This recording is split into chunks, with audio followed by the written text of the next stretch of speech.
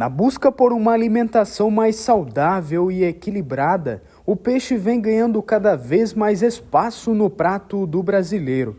Ele é leve, nutritivo e versátil, além de ser considerado uma das melhores fontes de proteína animal disponível.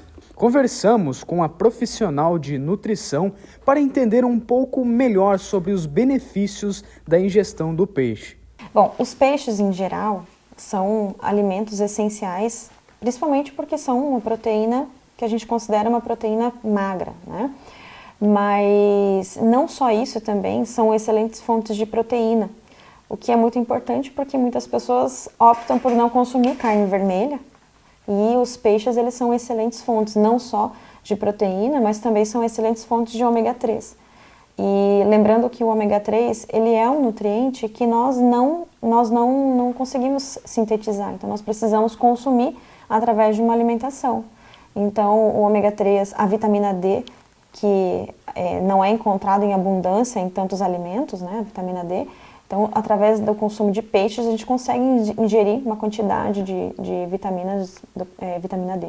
Ariana Aline comenta que o ômega 3 é um tipo de gordura essencial, ou seja, que o corpo não produz sozinho e precisa obter por meio da alimentação.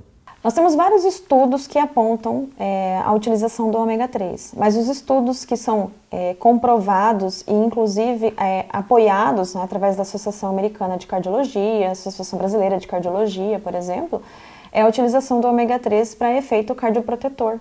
Então o ômega 3 ele tem esse papel de efeito cardioprotetor, diminuindo as chances, né, da pessoa ter ali um problema como AVC ou até mesmo o acúmulo de gordura nas artérias, né? Então a pessoa pode aumentar o risco de infarto. E no caso do consumo do ômega 3, ele tem esse papel cardioprotetor que diminui essas chances do indivíduo acabar tendo, né, esse problema de saúde.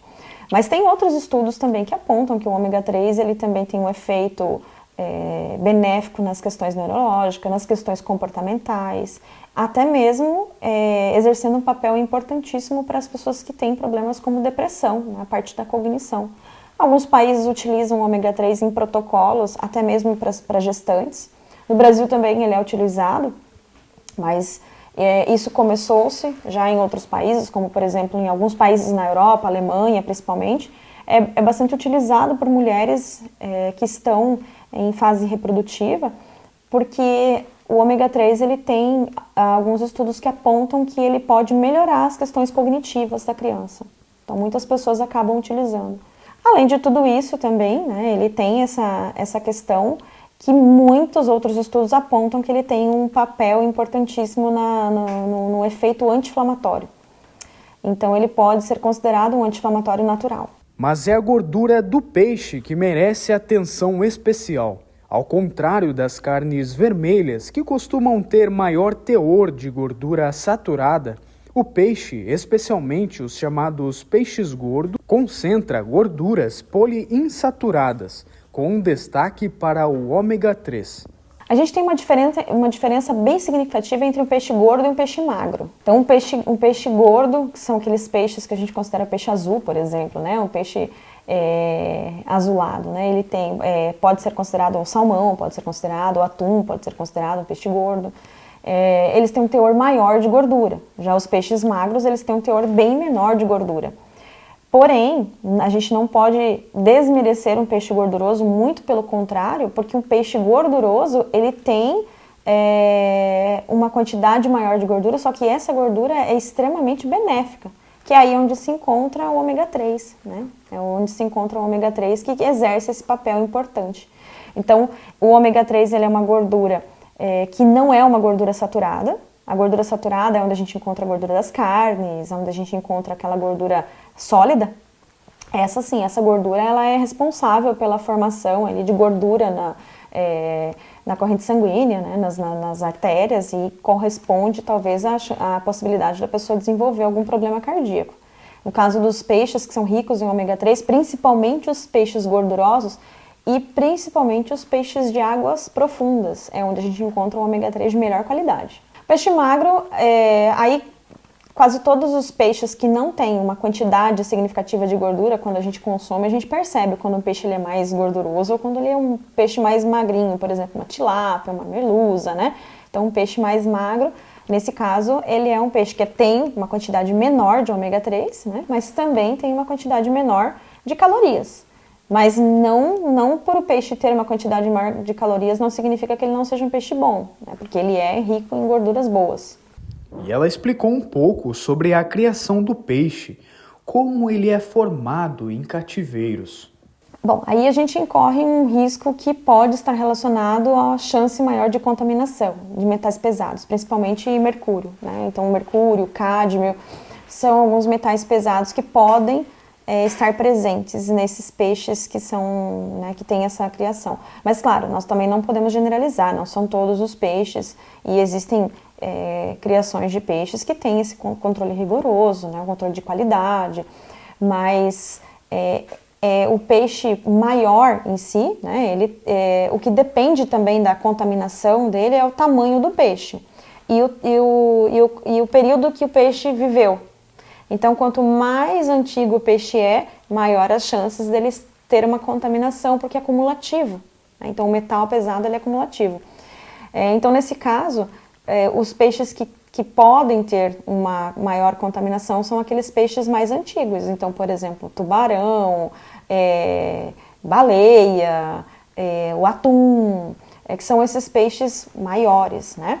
Mas lembrando que não são peixes que a gente consome todos os dias, né? E muitos talvez nem consumimos, não faz parte da nossa rotina, então não significa que estaremos consumindo. Os demais peixes, eles podem conter uma quantidade de metal pesado, só que acaba sendo insignificante para o nosso organismo.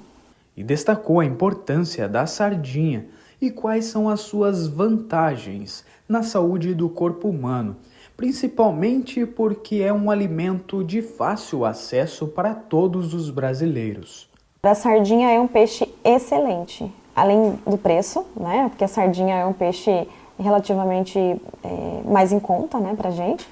E a sardinha ela também tem uma vantagem que ela é rica em cálcio, rica em selênio, e zinco também, que são minerais essenciais para o nosso sistema imunológico, para os nossos ossos. Então a sardinha ela tem essa vantagem. E outra vantagem que a sardinha tem é que ela também é rica em ômega 3, né? Então não precisa você pensar que tem que consumir salmão todos os dias para ter uma quantidade de ômega 3. Ou talvez tenha que comprar um suplemento na farmácia para ingerir o ômega 3. Isso fica a critério de quem realmente não gosta de comer peixe, né?